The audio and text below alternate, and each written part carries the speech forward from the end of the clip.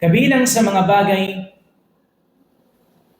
na ipinagbawal ng Allah subhanahu wa ta'ala, gayon din ang mahal na Propeta Muhammad sallallahu alaihi wasallam, ang mga sahaba at mga scholar ng Islam. At itong bagay na ito ay marami sa atin na mutasahilun. Ghafilun. Ang mga mutasahilun, sila yung mga nag-iisi-isi lang. Hindi nila binibigyang halaga yung bagay na ito. Ano na ito, mga kapatid sa pananampalatayang Islam? At ito yung bagay na ito ay laganap sa mga kamusliman sa panahon natin yan. Matanda, bata, babae, lalaki, at yung iba ay mga nakapag-aral pa.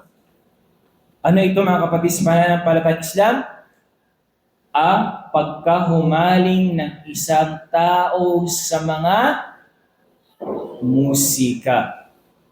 O tinatawag sa Arabic na al-ghina.